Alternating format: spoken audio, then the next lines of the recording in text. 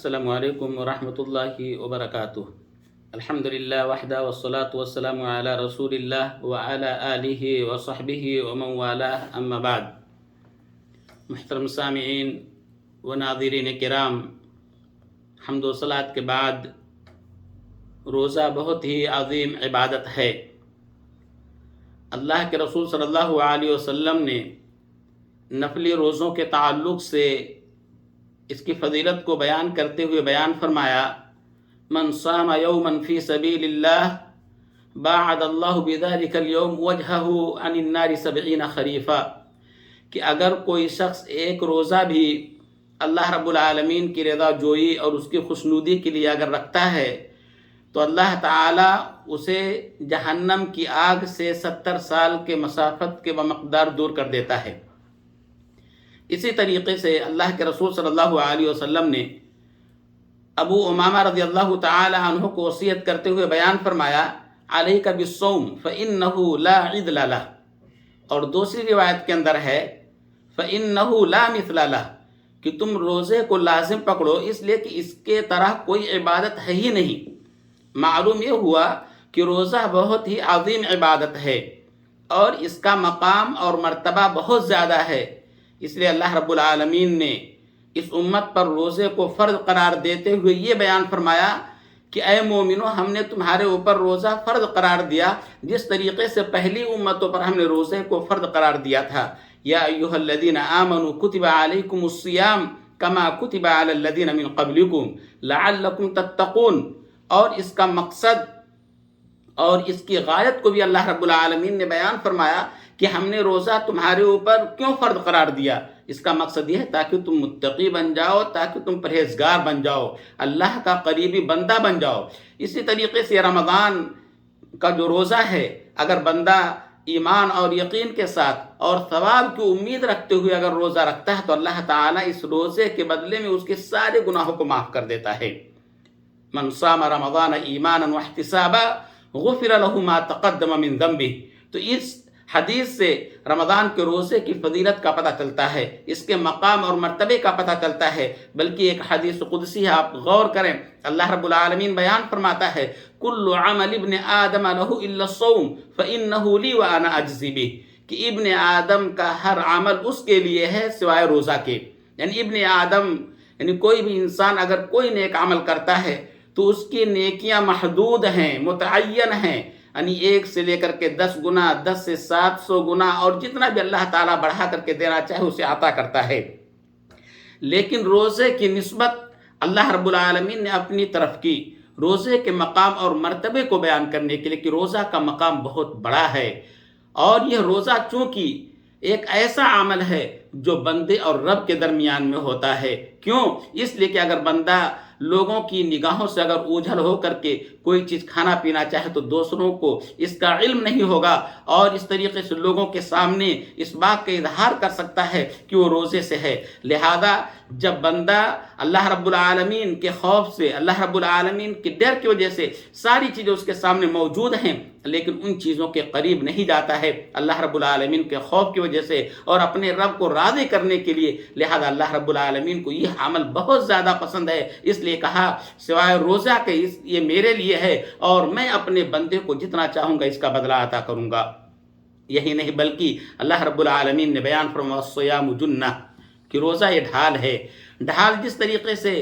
ایک جنگ کرنے والا ڈھال کا استعمال کرتا تاکہ مقابل کے وار کو روکا جا سکے، اسی طریقے سے روزے سے جب انسان روزہ رکھتا ہے تو نہیں اپنے آپ کو معصیت نافرمانی سے اپنے آپ کو بچا کر کے رکھتا ہے۔ اسی طریقے سے روزہ ڈھال ہے انسان کو جہنم کی آگ سے بچانے کے لیے، کہ انسان اس سے اپنے آپ کو جہنم کی آگ سے بچاتا ہے۔ اور اسی لیے یہ وصیت کی گئی کہ فَإِذَا كَانَ يَوْمُ صَوْمِ أَحَدِكُمْ فَلَا يَرْفُثْ وَلَا يَسْخَبْ فَإِنْ صَابَهُ أَحَدٌ أَوْ قَاتَلَهُ فَلْيَقُلْ إِنِّي امْرُؤٌ صَائِمٌ، کہ جب تمہیں کوئی روزے کی حالت میں ہو اور اگر تم سے تو تمہیں چاہیے کہ تم فسق و فجور نہ کرو، تم چلاؤ نہیں،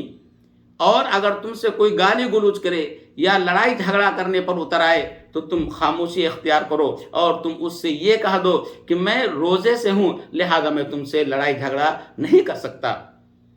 اللہ کے رسول صلی اللہ علیہ وسلم نے بیان فرمایا والذی نفس محمد بیدی لخلوف فم الصائم اطیب عند اللہ من ریح المسک، کی اس ذات کی قسم جس کے ہاتھ میں میری جان ہے۔ اللہ کے رسول صلی اللہ علیہ وسلم بیان فرماتے ہیں کہ ایک روزے دار کے منہ کی بو اللہ رب العالمین کے ہاں مشک کی خوشبو سے بھی زیادہ پسندیدہ ہے۔ کیوں؟ اس لیے کہ یہ جو منہ سے جو بو آ رہی ہے اللہ رب العالمین کی اطاعت اور اس کی بندگی کی وجہ سے، انسان اللہ رب العالمین کی عبادت میں ہے، روزے سے ہے، اس کا معدہ خالی ہے، اس کی وجہ سے اس کے منہ سے ایک قسم کی بو آتی ہے جسے لوگ ناپسند کرتے ہیں، جسے لوگوں کو ناگوار گزرتا ہے، لہذا یہ بو اللہ رب العالمین کے ہاں مشک کی خوشبو سے بھی زیادہ پسندیدہ ہے۔ اسی طریقے سے للصائم فرحتان یفرحہما، کہ روزے دار کے لیے دو خوشی کے وقت ہیں، وہ خوشی محسوس کرتا ہے اس وقت میں، اور دونوں وقت کیا ہیں؟ اذا افطر فرح بفطرہ، کہ جب وہ افطار کرتا ہے تو افطار سے خوش ہوتا ہے کہ اللہ رب العالمین نے اسے توفیق بخشی کہ اس عظیم عبادت کو اس نے انجام دیا، اس عبادت پر عمل کیا اور بحسن خوبی اس نے مکمل طور سے اس روزے کو پورا کیا اس نعمت پر۔ اور اسی طریقے سے اللہ رب العالمین نے کھانے پینے کی چیزیں جو اسے عطا کی ہیں، کہ اللہ رب العالمین نے ہمیں بہت ساری چیزیں عطا کی، یہ نعمتیں ہیں، کھانے پینے کی چیزیں ہیں، انسان خوشی کا اظہار کرتا ہے، خوش ہوتا ہے۔ اور دوسری خوشی کا وقت وہ ہوگا جب وہ اپنے رب سے ملاقات کرے گا۔ قیامت کے دن اللہ رب العالمین روزے دار کے لیے ایک جنت کے دروازوں میں سے ایک دروازے کا نام باب الریان ہے، جس سے صرف روزے دار ہی داخل ہوں گے۔ انہیں روزے دار کو بلایا جائے گا اور روزے دار اس دروازے سے، ریان جو دروازہ ہے، اس سے داخل ہوں گے۔ میرے بھائیوں، یہ بہت ہی عظیم فضیلت ہے رمضان کے روزے کی، لہذا ہمیں چاہیے کہ ہم اس کے تعلق سے ذرہ برابر کوتاہی اور غفلت نہ کریں۔ یہ روزہ صبر کا مہینہ ہے، یعنی انسان روزے کی حالت میں ہے، اللہ رب العالمین کی اطاعت پر صبر کرتا ہے، معصیت اور نافرمانی سے دور رہتا ہے، اور اللہ رب العالمین نے جو تقدیر میں لکھ دیا ہے، یعنی روزے کی حالت میں یا اس عبادت کو ادا کرتے ہوئے اسے جو یعنی بھوک اور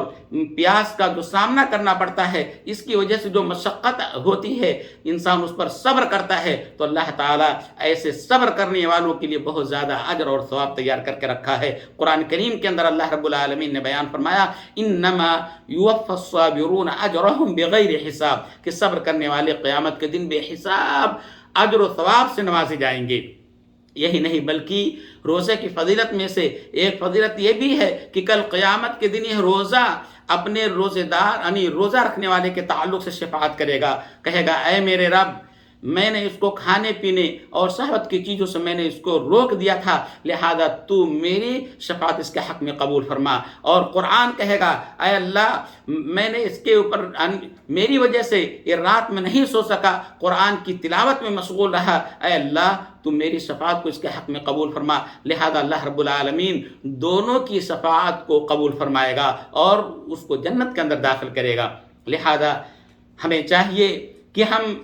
ان اوقات کو غنیمت سمجھیں اور اس کے اندر روزہ رکھیں، اس سے کوتاہی اور غفلت نہ کریں، اس لیے کہ اندازہ کریں بہت سارے لوگ جو کل ہمارے ساتھ تھے آج ہمارے ساتھ نہیں ہیں، آج وہ اس سے محروم ہیں۔ اللہ رب العالمین نے یہ بابرکت مہینہ ہمیں عطا کیا، اس کو غنیمت سمجھتے ہوئے ہمیں اس کے روزوں کو رکھنا چاہیے اور خوش ہونا چاہیے کہ اللہ رب العالمین نے یہ بابرکت مہینہ ہمیں عطا کیا ہے۔ اللہ رب العالمین سے دعا ہے کہ اللہ رب العالمین ہم تمام کو رمضان کے روزے رکھنے کی توفیق عطا فرمائے اور ہمارے ان اعمال کو شرف قبولیت سے نوازے، آمین۔ وآخر دعوانا الحمدللہ رب العالمین، وصلی اللہ علی نبینا محمد وعلی آلہ وصحبہ وسلم، والسلام علیکم ورحمۃ اللہ وبرکاتہ۔